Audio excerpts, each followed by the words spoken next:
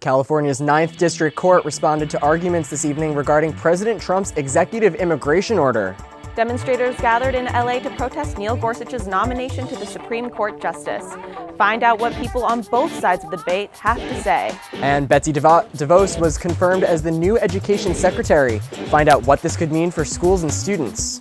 Annenberg TV News is next.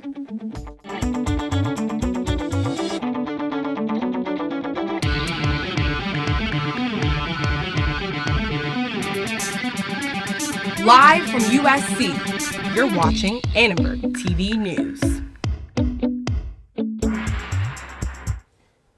A panel of appeals judges in San Francisco heard arguments moments ago and against President Donald Trump's travel ban. Good evening. I'm Juliette Muir. And I'm Jake Ingrassia. This continues the legal fight over immigration executive order that's expected to go all the way to the Supreme Court.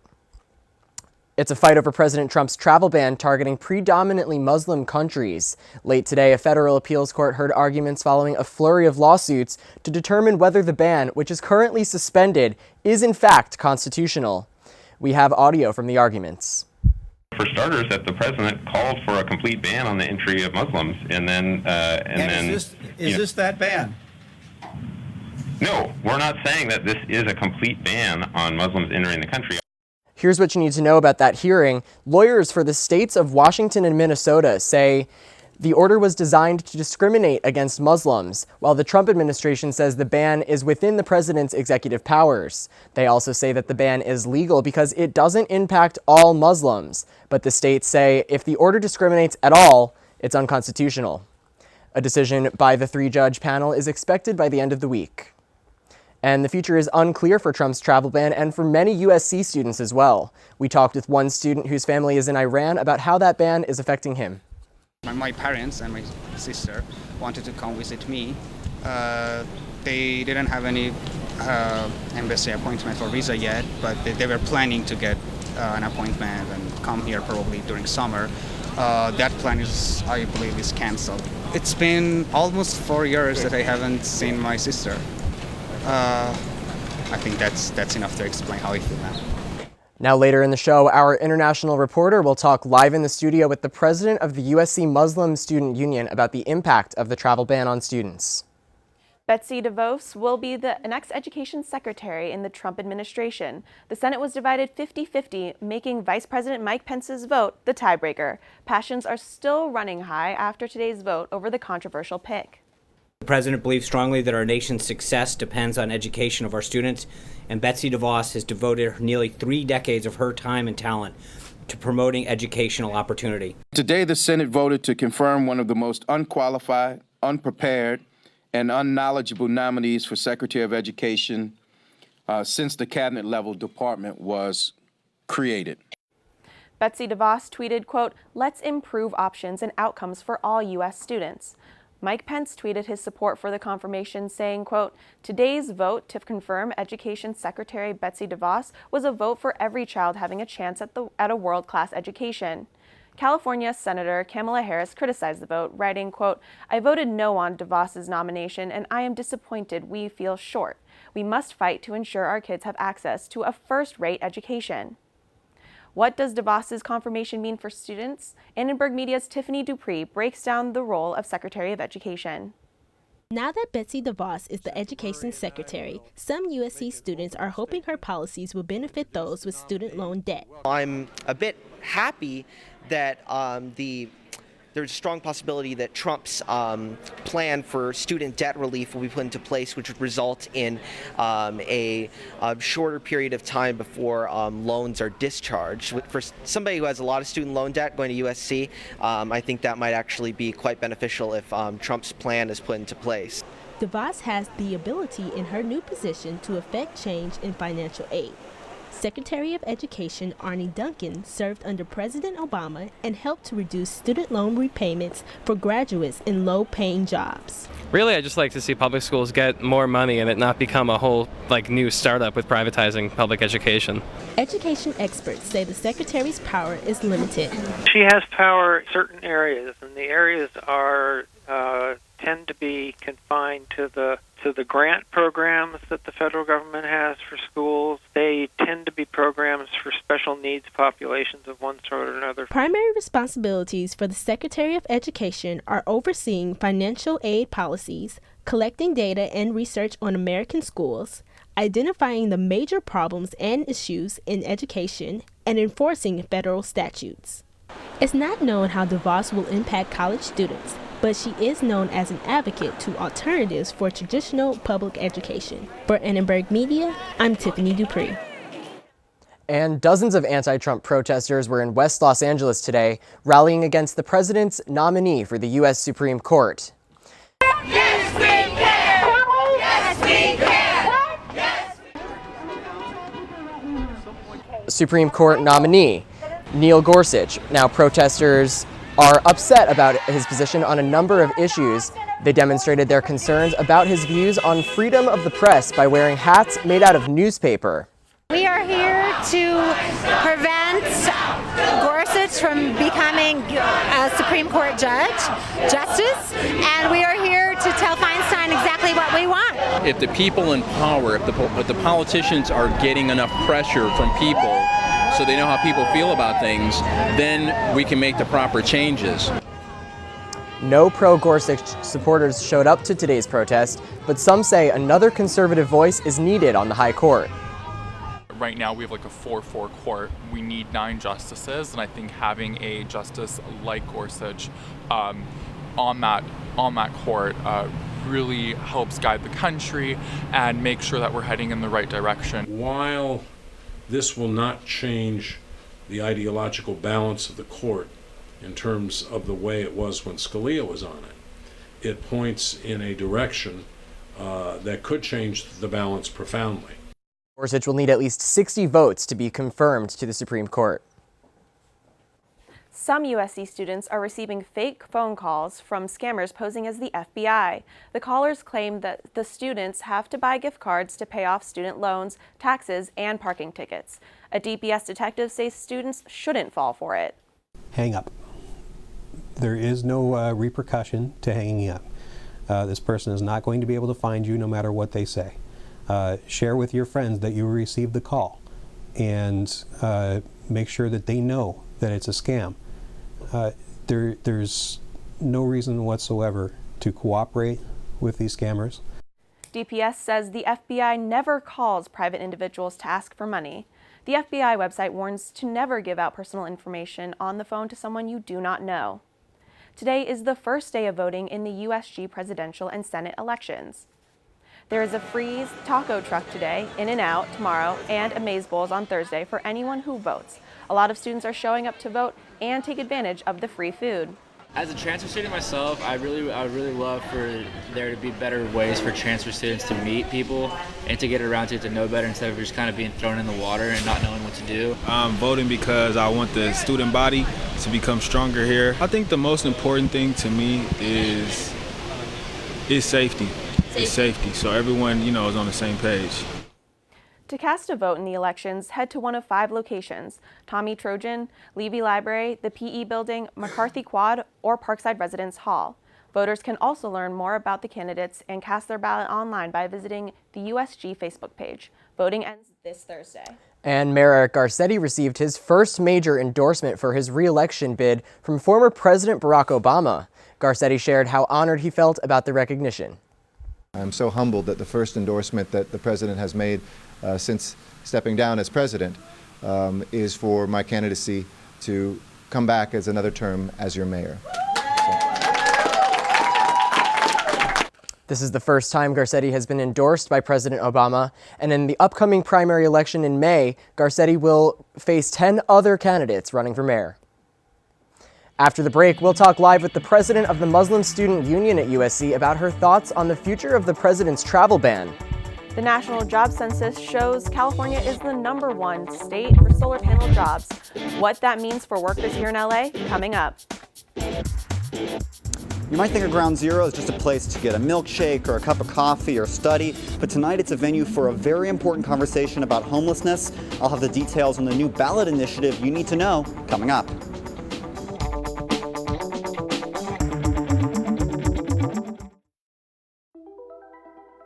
Todd's a great guy. I mean, look at him. What a sweetheart. Attaboy. Wait, Todd, what are you doing? How totally selfish and un-Todd-like of you. Come on, Todd. Come on, man. Wow, these are really good. You act surprised.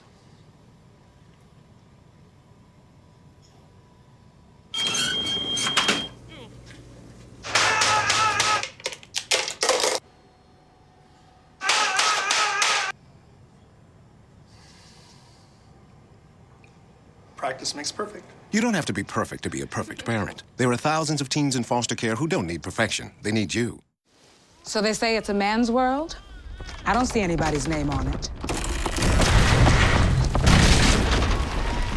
While they were doing their thing, we slowly changed all that. Today, women can do anything men can do. And there's one thing we're even better at.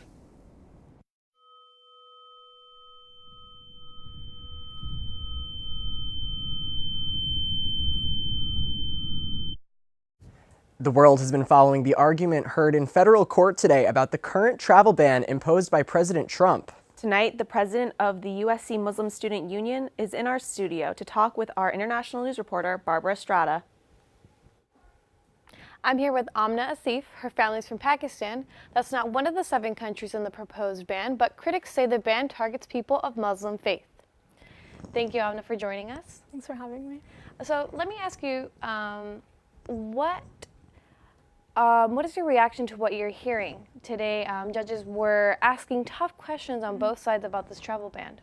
Well, I think the government's lawyers' argument is pretty weak in the sense that they're claiming that this isn't a ban on Muslims, when in reality the rhetoric being spewed by the administration has been constant, ban on Muslims. Trump has clearly stated that he wants, a complete shutdown of Muslims entering the country. But I do feel like there are judges that are standing up for justice, defending the Constitution. So I was very happy to read what I read about the hearing. And in the hearing today, there is talk of considering limitations on this ban instead of completely removing it. Mm-hmm. So are you okay with this? Well, if the ban in any shape or form discriminates based on religion, I feel like that's unconstitutional, and I feel like any law-abiding citizen of the United States should stand up against that ban. A lot of students that I've spoken with that are a part of the Muslim Student Union have had family members that have been directly impacted by the ban. Me personally, I've been rallying with other students from the Black Student Assembly, from other organizations. Many of us are U.S. citizens, but we're not standing up for our families, for ourselves. We're standing up for, the government, for the Constitution. Being U.S. citizens, again, we should rally for the rights of others, even if we're rallying against the president. Mm-hmm. If he's spewing hatred and if he's spewing facts that contradict the Constitution of the United States. And finally, to ask you, do you think America will ever get tired of fighting? If it's issues like these that are, clearly, blatantly against the rights of its citizens, of its permanent residents, of its green card holders, I hope not. I hope people, keep fighting, keep standing up for justice. I still have faith in the people from the rallying that's been seen across campus, across the city, across, the country. No, I don't think people will stop fighting. Well, thank you. Yeah. And back to you, Jake and Juliet. Thanks, Barbara. On any given night here in Los Angeles, 80,000 people are sleeping on the streets. Tonight, an LA County supervisor who's trying to change that is speaking on campus. Annenberg Media's Cole Sullivan is at Ground Zero with the story. That's right, guys. Everyone else is inside, out of the rain, talking about this new ballot initiative. It's on the ballot coming up this March. It's called Measure H. Now, you may remember Measure HHH, which was last November. That was for homeless housing. This one is for homeless services. And I want to bring in Brenda Wewell. She's the director of the USC Initiative on Homelessness here. And Brenda, why is it so important? Cut 6 step forward. Why is it so important for USC students to vote on this ballot initiative coming up? This is an opportunity that hasn't been around for a long time and won't come around again. It's an opportunity for immediate relief. It's going to provide for the services that's going to be able to ramp up solutions that we've already started. We know they work, and we need the funds in order to be able to really do it enough. And that's what a lot of people are saying, is that this is the last piece of the puzzle to the framework to end homelessness here in Los Angeles. We're going to continue covering this event, the initiative coming up on the ballot in March, and this issue throughout our broadcast and throughout this school year. For now, from Ground Zero, for USC Annenberg Media, I'm Cole Sullivan. Cole, thanks so much for that report, and what an important issue. Those homeless out on the street, even in the sun and the rain today we even saw.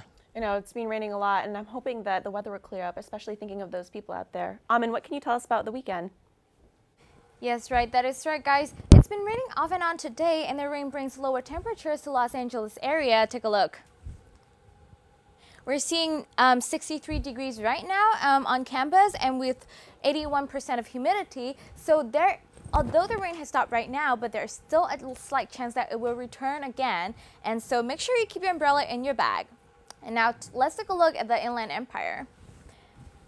So over Big Bear, we are seeing 62 degrees right now, and there will be strong winds tonight as high as 35 miles per hour. So if you're heading towards there, take a warm coat with you, or a windbreaker will help too. And over here, over Semi Valley and also Thousand Oaks, less windy, but there's still high chance that the onshore wind will bring precipitation to these areas. And closer to home, over USC areas, we are seeing, we're looking at 69 degrees. Let's take a look at our 5-day forecast right now. So tomorrow it would be a little windy in the morning, but mostly it would be sunny throughout the day. And Thursday would be foggy, and we're looking at a rainy Friday again. And over the weekend, it will be a little sunny and warmer. While some Angelenos are bothered by all these unusual rain, I talked to others who love rain and weather, just like me. Rain and traffic seen through a windshield. This is a familiar view in Los Angeles this week, but if you step back and take a look at the bigger picture, you will find that it's actually a colored pencil sketches. And the artist Elizabeth Patterson sees the beauty of rain. She photographs it from inside her car and then sketches it on canvas. You can kind of throw water on almost anything and it becomes something different and something that changes constantly. So it keeps it interesting for me. What I've done in the rain recently is I have a whole bodysuit now that I wear, and I have a waterproof camera, so I'm trying to get out of the car and see what happens. Patterson's rain art is being shown at the Louis Stern Fine Arts Gallery in West Hollywood. You guys should really check it out. It's really amazing. Hopefully we won't be seeing too much of that rain. Thanks, Almond. Speaking of weather, California's sun is providing energy and jobs for the country. The solar job census shows California is the #1 place for solar jobs here. And here in LA, the solar industry is already heating up. The 2016 National Solar Job Census shows a huge surge in growth for solar jobs, and people in the industry have noticed. In the past couple of years, we've seen a spike in the demand for solar. The report shows that for every 50 jobs created in 2016, 1 was solar, a historic number for this industry. So there's definitely been a spike in companies, popping up and growing. I've seen a lot of my friends that decided that they want to do solar now instead of contract or general contracting. A cloudy day like this is pretty unusual for Los Angeles in the sunny state of California, which actually showed the largest amount of growth for solar jobs at 32%.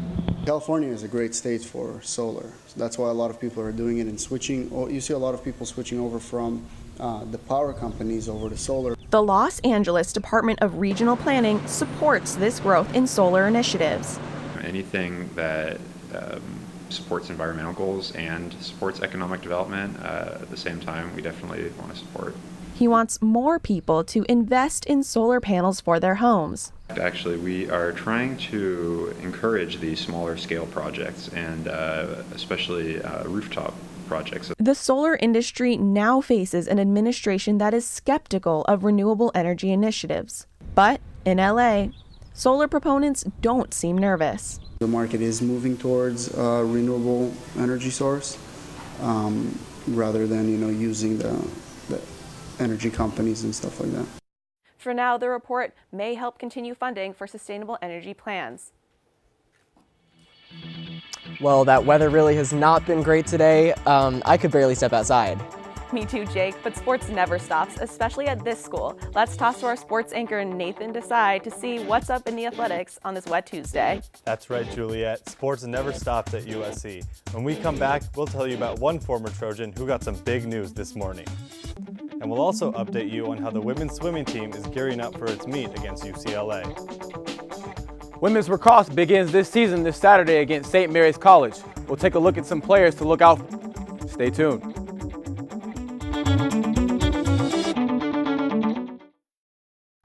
Why is Connor having trouble focusing in school? Having trouble finding Connor's middle school? Would you like directions? No, why is Connor having trouble focusing in school?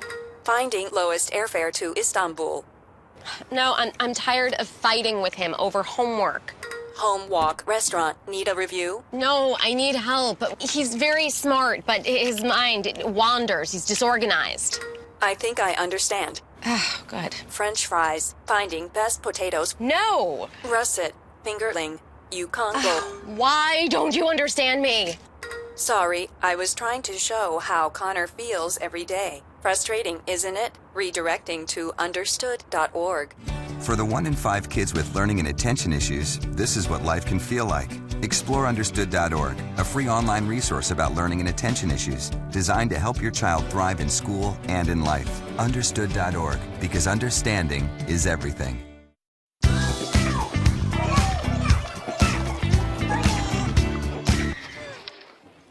Looks like it's done.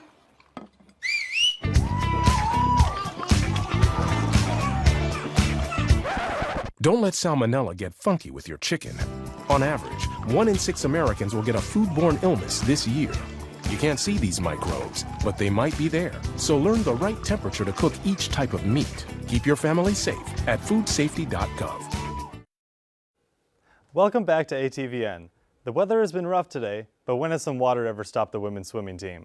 While some students stayed inside to avoid the rain, the number 5 women of Troy were training hard to prepare for their last meet of the season against UCLA. Crosstown rivalries always get everyone really excited, but just to be here with my team and make sure that we're all working towards the same goal, that's awesome. There's no feeling like that. The biggest winning streak we've ever had in school history was, I think, 9 meets winning straight, and we've won the last 9, so it'd be super awesome to go out with a 10th win against them. The women of Troy have lost 2 straight after starting the season 6-0. USC will look to bounce back and finish its season strong at home on Friday. The 8th-ranked men's tennis team also braved the rain to practice this afternoon as the team looks ahead to being back at home for a doubleheader against a pair of NorCal schools on Friday. We're all very excited to be back here, and I think we're not only looking forward to this weekend, but later in this month and in March getting to play our Pac-12 rivals like Stanford and UCLA. It'll be exciting. The 6-1 Trojans are coming off a huge win against number 5 Georgia and will hope to maintain their perfect home record against UC Davis and San Francisco. On the other hand, the struggling men's volleyball team is trying to kickstart its season against number 3 BYU. Despite the early shortcomings, senior Lucas Yoder is on fire, and the team is hoping to rally around him in order to pull off the huge upset. Lucas has been amazing. He's been playing at such a high level, and he's gotten so many points for this team, and it's really great to see him in his senior season doing so well. His team may be cold, but Yoder is red hot. He is second in the nation in points per set, and he leads the country in both attacks and kills. He and the Trojans will try to conquer the Cougars at the Galen Center on Friday. The USC women's lacrosse team begins its season ranked 4th in the nation, the highest in program history. The Trojans have their first match this Saturday when they host St. Mary's College. Here with me is our sports correspondent, Terrence Davis. Terrence, I know there's a lot of talent on this team, but who's one player fans should look out for? Yes, Nathan. So there's some serious talent returning to the Trojan squad that finished 20-1 last season. However, there's one player we really need to pay attention to, and her name is Michaela Michael. The senior attacker is an absolute force throughout her career, and she's arguably the Trojans' best player. She was the 2015 MPSF Player of the Year, and she's already the program's all-time leading goal scorer. She will be the key to the Trojans' offensive attack this year, and if you have not seen her play, you are truly missing out. The woman's a special talent. Well, I know Michaela Michael is dominant on the offensive end, but who are some great players on the defensive side that fans should look out for? So the Trojans' defense should be in great hands too. Gussie Johns, the goaltender, enters her third year as the goalie, and expectations are extremely high. The junior standout led the NCAA in goals against average, giving up a little bit over 6 goals a game, and she was recently named to the U.S. national team, a first for Trojan history in lacrosse. And we can't forget about senior defender Nina Kelty, who returns to anchor a defense that absolutely finished #1 last year, defense overall. Well, thank you so much, Terrence. Don't forget, the women of Troy have their first game at McAllister Field this Saturday at noon. Back to you guys at the desk. Thanks, Nathan. Former President Barack Obama is taking full advantage of his free time. We'll show you where he's hanging out these days up next.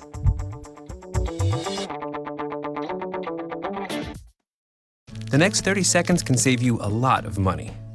Just do your laundry in cold and stick to full loads. Auto-sleep your computers. Plug your gadgets in a power strip and switch it off when you're done. Headed out? Turn back your thermostat by 10 degrees. And drive sensibly. The more energy you save, the more money you save. Find other great tips at energysaver.gov.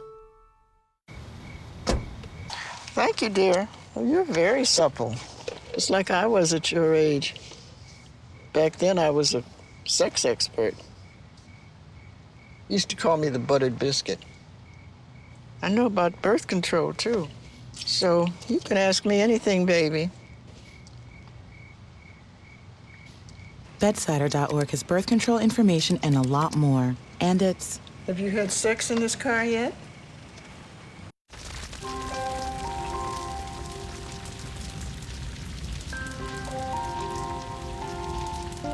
A single ember that escapes from a wildfire can travel more than a mile. That single ember can ignite and destroy your home or even your community. You can't control where the ember will land, only what happens when it does. Get Fire Adapted now at fireadapted.org. Former President Barack Obama has been enjoying some much-needed time off, vacationing in the British Virgin Islands. Obama was spotted kite surfing in a friendly competition against Virgin Group founder Richard Branson. Branson says it was an honor to invite the Obamas to his private island, and now that Obama has been relieved of his presidential duties, he seems to be enjoying his retirement. Definitely looks like a lot of fun, guys. Very jealous of Barack Obama right now. I don't know about you. Yeah, instead we're stuck in the rain here in Los Angeles, you know. We would have expected that. How nice it would be to be kite surfing. Wow. Well, thanks for watching Annenberg TV News, everyone. For everyone here at Annenberg Media, I'm Jake Ingrassia. And I'm Juliette Muir. You can watch us on the web at uscannenbergmedia.com. Good night.